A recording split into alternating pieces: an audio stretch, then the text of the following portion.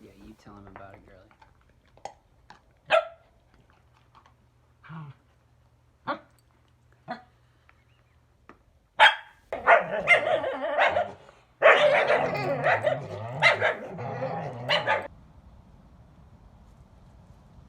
10 months in the van, dude. Yeah.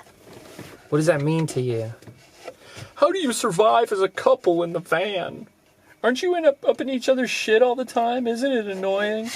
We're up in each other's shit all the time, but I enjoy being up in your shit. I know you do. What would you change? What would you do different? I would like to take more trips. Yeah. There's time for that. We're about to go on a big one, and that's really exciting. Yeah, super cool. It went by really fast. Yeah, I'm surprised by how long it's been, too. Yeah. But it also doesn't feel tediously or exhaustingly long. No, right? it feels easy. Yeah. Do you get excited about, like, house sitting for my sister? We're going to start doing that in a couple of days. Only because I like Figment. You're right, it's the dog. I love Figment. I'm so in love with Figment. Yeah. It's the only reason I get excited about that. Yeah. I mean, it is nice sometimes to have the luxury of a shower at your disposal whenever you like. Right, right. But that's about it, you know? Like, and that's easy to get used to. And I like to use her oven when we're there, but I don't, like, on a daily basis think, yeah, I wish I had an oven. Right. I'm just going to make frozen pizza in it. It's so funny. People are always, like, so astounded that the two of us live in the van together. And, yeah, it's funny. And I want to make an episode about it, but I almost feel like I need a foil, like somebody who's going to tell me what we should be struggling with, because why should we be struggling with it? I know. Well, I mean, it's just like outside of everybody's perceived comfort zone, but like you and I get in each other's business and get pissed off at each other, but not any more than we would if we were living in an apartment, I don't think. It doesn't last very long. Yeah, we're pretty good tempered with each other, for each other or whatever. We get on, and it makes things easy. Well, shit, that's a fucking boring ass I know. What would you change? report. I mean, you know, it's the same thing we always talk about. Like, it'd be great to be able to not only be able to work while you're sleeping in the queen seat, up in the swivel in the front passenger seat. So, like, you know, when we saw Brooke's van, I was like, oh, shit, there's a lot of space in here. And it would be really hot to be able to, like, draw a curtain and feel like I'm not waking you up and keeping you awake or keeping you awake at night when I, like, dick around on my computer or watch rap videos or edit or whatever. Be in our own space. Yeah. Even in a small space. But that's not something that I do differently about the last 10 months. That's just something that will be fun to do on the next van. Right. Yeah. And then we'll feel like we're so far apart all the time. We miss That's when I'm going to murder you. That's when you're going to murder me? When you come back over here and be like, leave me the fuck alone. You're going to do it too. Come back. Come squish me. What's been the most exciting moment of the last 10 months? Well, I mean, it's exactly what you say. The one thing that you would like to do is have taken more trips, and all the super exciting moments were the trips, you know? Like, I really loved even our short trips. Like, you know, we went out to Alpine when I crashed the drone. That was fun, yeah. You know? And, like, that was so fun. We were only there for, like, 2 days. We've been up to LA a whole bunch, and even those little short trips and going out to a little cluster of breweries and staying there for the night is awesome. But, you know, the highlights are always seeing El Capitan from a ways away and, like, going to Bishop and Mammoth and all of that. Big Sur. And Big Sur and we did San a lot Francisco. For the last 10 months. I mean, in 10 months, we've traveled a shit ton. I mean, not as much as some van life people do, but more than we would have done if we'd been living in an apartment. Yeah, word. Probably. Definitely. We wouldn't have had the capability to go on short trips, and our big trips would have been more planned out. And more expensive. And more expensive. One of the reasons we have the liberty to go on these 11-day trips is because we don't have to pay for accommodations anywhere. It's just like, if you can afford the gas money to get there and afford to take the time off, game on. Yeah. Now we just, all of our clothes are in here, all the stuff we need is in here. Put it at the pack. We just go. Yeah. It's pretty awesome. That first trip we went on up to Mammoth and Bishop and all that, I didn't have storage in the van at the time. So I had to actually pack for that. Yeah. Yeah. But now So most of now the it's shit that really you nice. really actually need on a regular basis is in here. Yeah, that if we went somewhere really cold, I'd have to put more stuff in here. But Yeah.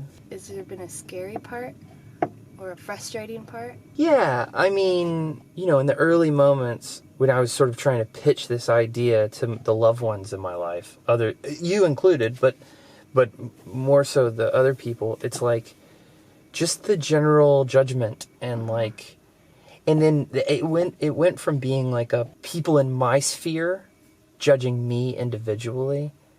It sort of morphed and transformed into me seeing that the culture as a whole sort of marginalizes people who choose to live in vehicles. And it's so conventional to feel like that's not a viable, reasonable thing to do, that nobody's questioning it. And I never questioned it. But then when I sit down and I think about it and I question it, I'm like, oh, this is from a parking perspective, from a traffic perspective, from a affordable housing and Prop 13 perspective, like everything we've done and are doing to allow people to capitalize off the ownership of land cuts against public policy, and those are the only underpinnings that justify the judgment and marginalization of people who choose to live in vehicles. And so it's like there's a societal ill here that's far less important than these other like huge systemic forms of oppression like racism and sexism and stuff. But it's still a real thing that people are actively perpetuating that has no fucking basis in logic, you know? So like I've taken that on a little bit, you know? It hurts me a little bit that people choose to judge people who live in vehicles, whether it's, you know, out of necessity or purely out of election, you know. Do you feel like your podcast is helping people understand the people who choose to be in van life more? Yeah, but there's, you know, this is always the problem, right? Is that like, you know, my mother loved the Obamas, right?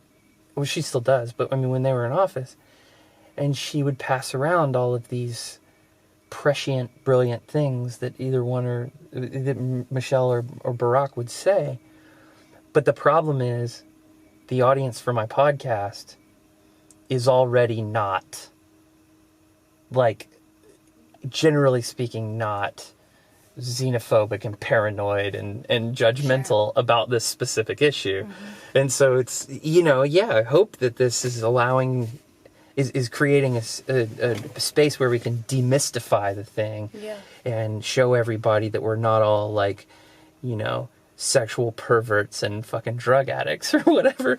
But the people who are listening to the 60 or 70 people who are listening to my podcast already came into this curious at the very worst. Sure. They're either pro van life or they're curious. And so it's like, what, I'm just preaching curious. to the fan curious. I'm preaching to the crowd. Yeah. To the choir. Preaching to the choir. Okay, what has been your favorite innovation that we've added since moving into the van? Bed 2.0 is pretty fucking dope. Yeah. I forget about Bed 1. Bed 1 was janky as fuck. It was pretty janky. Yeah, there weren't enough slats and they weren't strong enough. In terms of building, the straps are so useful. Yeah. It's like such a tiny little thing. We've done a lot. And then the new shelf bench is amazing. Technologically, it's definitely the Instant Pot. Yeah. You know. We did all those things. We got these drawer things, boxes. We got the swivel seat and the window, the rain guards. Yeah. We switched from a curtain between the front and the back to the window shades. We've done a lot This has been a lot of an change evolution. things up. This thing that you and Aaron built, the cabinet. Oh, that was all Aaron. Solar. All Aaron. Aaron built that you supervised. Yeah. I sat around drinking double IPAs going, yeah, you can paint it that color. Very helpful. Thank you, Aaron. Yeah, big thanks to Aaron. The crate that Aaron's done everything in here. Oh, The that's crate. right. That's Aaron right. I gave us stole the that crate from him. where we keep all our recycling. Yeah. And he did. I mean, I take credit for building this door box, and I did, but like all the finishing touches, like this little lip and the clasps. Yeah. He even, if you look at this is cool. If you look at this, so I don't even know if I've told you this, but see how this isn't quite straight across here? Yeah. He made these doors. We cut these doors out, measured everything and cut the doors out, and they were protruding above the cabinet because the cabinet dips. Oh, yeah. And so he scribed it, drew a template with a scribe on the back of this, and cut these all uneven so that they would match the fucked up cabinet. Yeah. The guy knows what he's doing. He can even fucking, yeah, 10 months in the van. 10 months. Now we gotta find a bunch of archival photos and shit to put on this vlog. We just created a bunch of work for ourselves. Wow. Any last words? Blurps? I'm excited for our trip, and I'm excited for the next 10 months. My shirt's the same color as your sunburnt tits. Love you. Love you.